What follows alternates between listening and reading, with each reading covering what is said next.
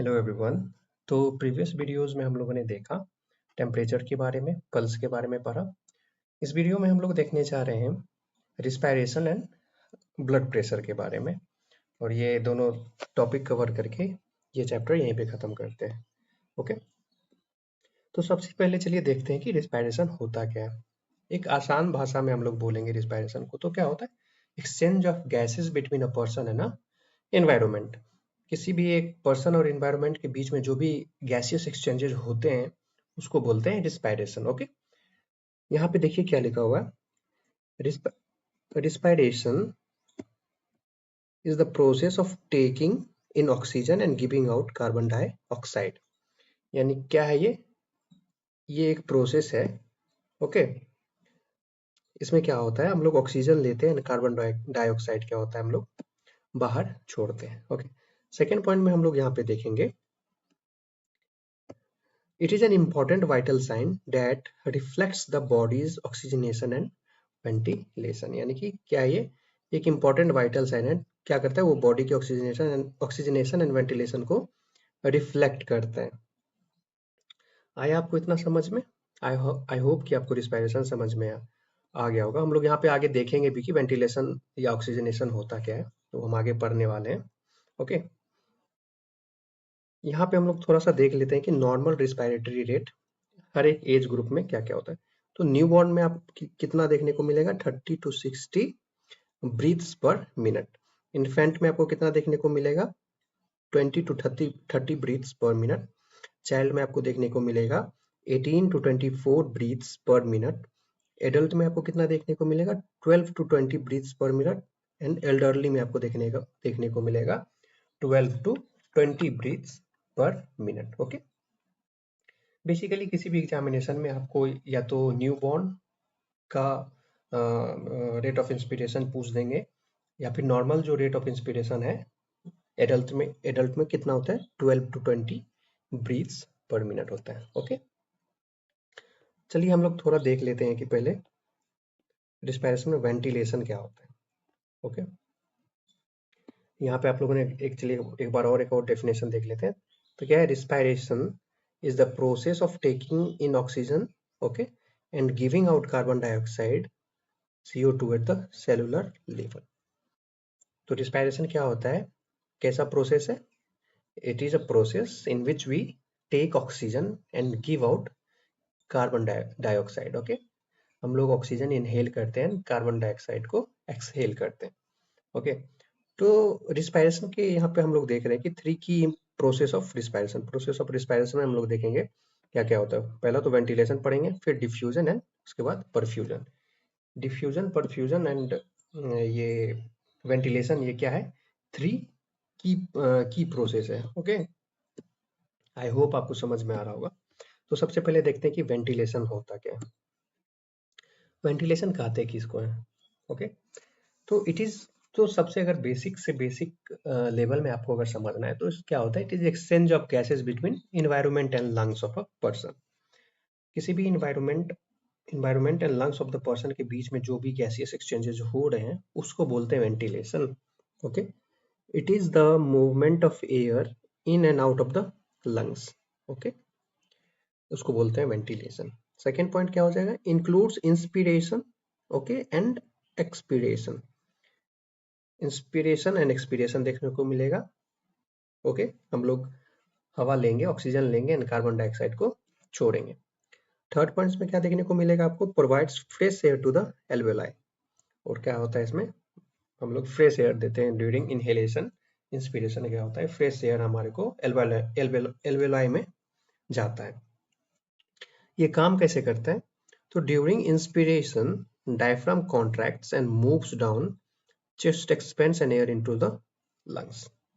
तो जब हम सांस लेते हैं तो उस दौरान क्या होता है? हमारा जो डायफ्राम है वो कॉन्ट्रैक्ट करता है और हल्का सा नीचे जाता है, मूव्स डाउन। और उस दौरान क्या होता है? हमारा जो चेस्ट रहता है, लंग्स क्या होता है? एक्सपेंड करता है और एयर क्या होता है? लंग्स के अंदर घुसता है। ओके, दूसरा हम लोग देखने वाले हैं डिफ्यूजन को। तो डिफ्यूजन क्या है हमारा? तो it is the exchange of gases between the alveoli and the blood. Okay, पहला हम लोगों ने वेंटिलेशन में क्या देखा था it is the movement of air, okay, in and out of the lungs. लेकिन डिफ्यूजन में क्या होता है, एक्सचेंज ऑफ गैसेज होता है, कार्बन डाइऑक्साइड एंड ऑक्सीजन का between the alveoli and blood. Blood और लंग्स का जो एल्वोलाई होता है उसके बीच में क्या होता है, गैसियस एक्सचेंजेज होते हैं। दूसरा क्या है, तो वो क्या होता है, oxygen moves from alveoli to blood. जो भी हमारा ऑक्सीजन, जब हम एयर से हम ऑक्सीजन इनहेल करते हैं और वो जब एल्वोलाई में पहुंचता है तो उसके बाद क्या होता है, जो हमारा ऑक्सीजन है डिफ्यूज करके कहाँ जाता है, ब्लड में। क्यों डिफ्यूज करता है, क्योंकि कंसंट्रेशन के वजह से, जहाँ हायर कंसंट्रेशन से लोअर कंसंट्रेशन में क्या होता है, हमारा ऑक्सीजन मूव करता है। ओके, तीसरा पॉइंट क्या है, carbon dioxide moves from blood to alveoli. और इसी बीच क्या होता है, ब्लड में जो भी कार्बन डाइऑक्साइड रहते हैं वो कहाँ कहाँ आता है, वो एल्वोलाई में आता है। और एल्वोलाई का जो ऑक्सीजन रहता है वो कहाँ जाता है, वो जाता है ब्लड में। ये वर्क कैसे करता है, gases move across the thin walls of alveoli and blood capillaries by concentration gradient, जो मैंने आपको बताया। देखो, जब हम सांस लेते हैं तो उस वक्त क्या होता है, हमारा लंग्स में क्या होता है, हाई कंसंट्रेशन ऑफ ऑक्सीजन हो जाता है और ब्लड का कंसंट्रेशन ऑफ ऑक्सीजन क्या रहता है, कम रहता है। तो क्या होता है, डिफ्यूजन में ऑक्सीजन कहाँ मूव करता है, from higher concentration to lower concentration. यानी कि जब ब्लड में ऑक्सीजनेशन का कमी है, ऑक्सीजन का कमी है, तो हमारा एल्वोलाई से ब्लड ऑक्सीजन कहाँ जाएगा, ब्लड में जाएगा। और ब्लड में क्या होता है, कार्बन डाइऑक्साइड जब बढ़ जाता है उसके बाद कहाँ मूव करता है, वो from higher concentration to lower concentration. यानी जिधर अधिक मात्रा में कार्बन डाइऑक्साइड है वहां से जहाँ कम मात्रा में कार्बन डाइऑक्साइड है वहां मूव करेगा। यानी कि ब्लड में ज्यादा मात्रा में कार्बन डाइऑक्साइड हो गया तो अब वो कहाँ जाएगा, वो लंग्स में जाएगा। और लंग्स फिर वहां से फिर हम जब एक्सहेल करेंगे तो फिर वो बाहर निकल जाएगा। ओके, वो होता है डिफ्यूजन। उसके बाद हम लोग पढ़ेंगे परफ्यूजन क्या होता है। It is the flow of blood through the pulmonary capillaries. Okay, ये क्या है, ये ब्लड का फ्लो है। It is a flow of blood कहाँ से, पल्मोनरी कैपिलरीज से। ओके, ये क्या है, it is the last stage of respiration. Perfusion क्या है, लास्ट स्टेज ऑफ रिस्पायरेशन है। ओके, और गैसियस एक्सचेंज कहाँ पे होता है, इसमें सेल और कैपिलरीज के बीच में गैसियस एक्सचेंज होता है। ओके, दूसरा पॉइंट देखेंगे, it brings deoxygenated blood to the alveoli for gas exchange and carries oxygenated blood away. तो ये क्या करता है परफ्यूजन में, ये क्या करता है, डीऑक्सीजनेटेड ब्लड को एल्वेलाई तक लाता है गैसियस एक्सचेंज के लिए। ओके, और जो वहां पे एल्वेलाई में ऑलरेडी जो ऑक्सीजनेटेड ब्लड रहता है उसको वो कैरी करता है। ओके, उसको बोलते हैं परफ्यूजन। तो कैसे कैसे ये काम करता है, तो heart pumps blood from the lungs, फिर वो ब्लड में जाता है। Okay, heart flows through CO2 capillaries around rich alveoli. Heart क्या करता है, ब्लड पंप करता है फ्रॉम लंग्स से, मतलब हार्ट पंप करता है ब्लड को। ओके, उसके बाद ये क्या करता है, ऑक्सीजनेटेड ब्लड को जो रहता है वो कैरी करके ले जाता है, डीऑक्सीजनेटेड ब्लड को गैसियस एक्सचेंज के लिए लंग्स में लेके आता है, उसको बोलते हैं परफ्यूजन। यहाँ पे एक समरी देख लेते हैं, क्या क्या कह रहे हैं यहाँ पे। वेंटिलेशन को सिंपली क्या कर सकते हैं, ventilation brings air in and out.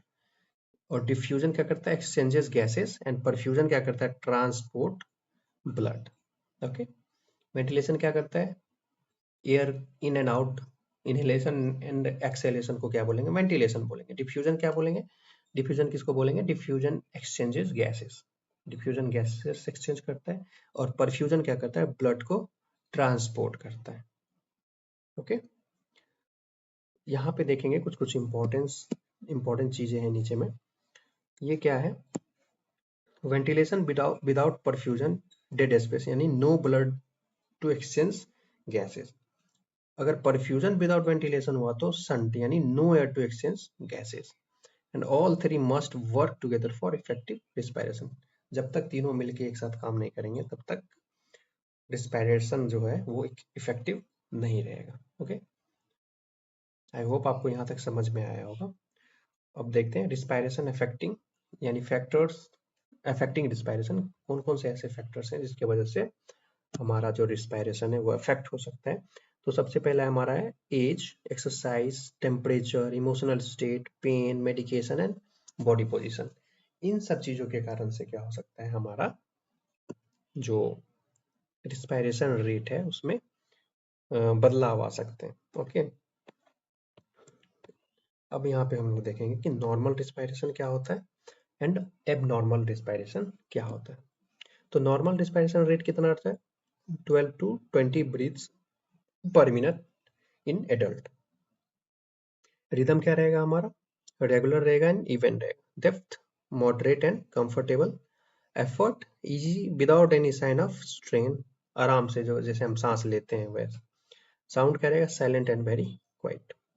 कुछ कुछ एबनॉर्मलिटीज भी देखने को मिलता है रिस्पायरेशन में, आइए उसको देखते हैं। सबसे पहले टैकीपीनिया, बहुत ही इंपॉर्टेंट चीज है टैकीपीनिया। टैकीपीनिया किसको बोलते हैं, फास्ट रेस यानी इंक्रीज रेट ऑफ रिस्पायरेशन, उसको बोलते हैं टैकीपीनिया।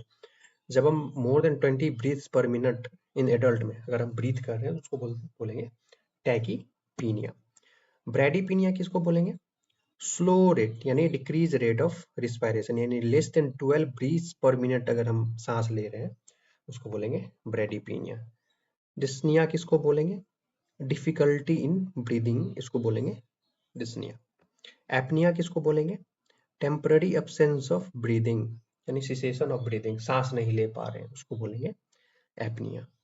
काइन किसको बोलेंगे, Stokes respiration, cycles of deep and shallow breathing with pause. तो देखो यहाँ पे हम समझाते हैं आपको, चाइन में क्या होता है, जैसे हम लोगों ने सांस लिया सांस ले रहे हैं, सांस ले रहे हैं, सांस ले रहे हैं, फिर एक छोटा सा पॉज आएगा, फिर सांस ले रहे हैं, सांस ले रहे हैं, सांस ले रहे हैं, सांस ले रहे हैं, फिर एक पॉज आएगा। यानी कि क्या होता है, चाइन में डीप एंड स्वैलो ब्रीदिंग करेंगे, गहरा लंबा सांस लेंगे, फिर छोड़ेंगे, फिर गहरा लंबा सांस लेंगे, फिर छोड़ेंगे, और फिर कुछ देर के लिए पॉज रहेगा, यानी उस वक्त सांस नहीं ले पाएगा पेशेंट। फिर गहरा लंबा सांस लेगा, फिर गहरा लंबा सांस लेगा, छोड़ेगा, फिर एक पॉज रहेगा, उसको बोलेंगे काइंड। ओके, नेक्स्ट क्या है हमारा, कुस्मोल रिस्पायरेशन। कुस्मोल रिस्पायरेशन में क्या होता है, deep rapid breathing. Okay, deep और रैपिड ब्रीदिंग देखने को मिलता है, उसको बोलते हैं कुस्मोल रिस्पायरेशन। ओके, और लास्ट में हमारा आता है सैलो रिस्पायरेशन यानी कि सुपरफिशियल ब्रीदिंग, उसको बोलते हैं सैलो रिस्पायरेशन। आई होप कि आपको समझ में यहाँ तक आ गया होगा। इसमें अगर कुछ प्रॉब्लम हो तो आप कमेंट्स कर सकते हैं। ओके, अब हम लोग देखने जा रहे हैं ब्लड प्रेशर। ब्लड प्रेशर देखते हैं किसको कहते हैं। तो जैसा कि आप लोग यहाँ पे देख सकते हैं कि ब्लड प्रेशर होता क्या है। ओके, तो ब्लड प्रेशर क्या है, blood pressure is the force exerted by circulating blood against the wall of blood vessel, उसको बोलते हैं ब्लड प्रेशर। ओके, सिंपल भाषा में ब्लड प्रेशर क्या बोलेंगे, it is a pressure exerted by heart on the blood vessel is called blood pressure. ठीक ना। दूसरा पॉइंट क्या है, it indicates how well the heart is pumping blood and resistance of the blood vessel, यानी ये show करता है कि हमारा जो हार्ट है कितने अच्छे से ब्लड पंप कर पा रहा है, उसको बोलते हैं blood pressure. Okay, I hope आपको ये समझ में आ रहा हो। हमारा नॉर्मल बीपी कितना होता है, हमारा normal BP 120 by 80 mm of Hg होता है। ओके, 120 क्या आ जाएगा हमारा सिस्टोलिक प्रेशर एंड 80 क्या हो जाएगा डायस्टोलिक प्रेशर। अब सिस्टोलिक और डायस्टोलिक आपको समझना पड़ेगा कि किसको कहते हैं। जब हमारा हार्ट कॉन्ट्रैक्ट करता है, ओके, तो उस प्रेशर को बोलते हैं सिस्टोलिक प्रेशर, एंड फिर जब हमारा हार्ट रिलैक्स करता है तो उस प्रेशर को बोलते हैं हम लोग डायस्टोलिक प्रेशर। आई होप कि आपको इतना समझ में आ रहा होगा। अब हम लोग देखते हैं कि फैक्टर्स, कुछ कुछ फैक्टर्स हैं जो क्या करते हैं ब्लड प्रेशर को भी अफेक्ट करते हैं। तो कौन कौन से वो फैक्टर हैं, एज, जेंडर हो जाएगा, एक्टिविटी हो जाएगी, stress, pain, body position, medication, salt intake and smoking. ये सभी फैक्टर्स की वजह से क्या हो सकता है, हमारा ब्लड प्रेशर अफेक्ट हो सकता है। लास्ट में हम लोग क्या देखने वाले हैं कि असेसमेंट यानी ब्लड प्रेशर हम कैसे लेंगे। तो सबसे पहला यहाँ पे देखेंगे explain the procedure to the patient. सबसे पहले पेशेंट को प्रोसीजर एक्सप्लेन करेंगे। ओके, दूसरा क्या है, ensure the patient is relaxed and seated और रेस्टिंग पोजीशन। जो पेशेंट है वो तो बैठा रहेगा या फिर उसको हम बोलेंगे कि आप सुपाइन पोजीशन में यानी कि आप बेड पे अच्छे से लेट जाओ, उस पोजीशन में हम लोग क्या करेंगे बीपी लेंगे। Use correct cuff size, place cuff on bare arm. Okay, सही साइज का कप साइज लेंगे हम लोग, जो बीपी हम लोग जिस जो नापते हैं, कफ बांधते हैं हाथ में, वो सही साइज का, एक्चुअल साइज का रहना चाहिए। ओके, नेक्स्ट हम लोग क्या देखेंगे, पाल्पेट ब्रेकियल आर्टरी। जो ब्रेकियल आर्टरी है उसको पाल्पेट करके एक बार देख लेंगे। फिफ्थ पॉइंट में क्या देखेंगे, inflate cuff 20 to 30 mm of Hg above expected systolic level. जब हम इन्फ्लेट करेंगे कफ को, तो जब तक हमको ब्रेकियल आर्टरी में हमको बीट सुनाई देता रहेगा, जब बीट सुनाई देना बंद हो जाएगा, उससे 20 से 30 mm ऑफ Hg ज़्यादा इन्फ्लेट करेंगे, और उसके बाद क्या करेंगे, डिफ्लेट करेंगे धीरे धीरे 2 to 3 mm ऑफ Hg पर सेकेंड, धीरे धीरे उसको डिफ्लेट करेंगे एंड रीडिंग को नोट करेंगे। जो सबसे पहला साउंड आएगा वो हमारा हो जाएगा सिस्टोलिक प्रेशर। ओके, और उसके बाद जहाँ पे हमको साउंड सुनना बंद हो जाएगा वो हमारा नीचे आ जाएगा डायस्टोलिक प्रेशर। सपोज हमको 140 पे हमको सुनना स्टार्ट हुआ। ओके,